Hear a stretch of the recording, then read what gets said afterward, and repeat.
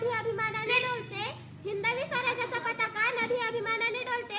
लक्ष वेधून ऐका, मी जिजाऊ बोलते, मी जिजाऊ बोलते. होय, मी जिजाऊ बोलते. माझा जन्म 12 जानेवारी 1598 रोजी बुलढाणा जिल्ह्यातील सिन्नर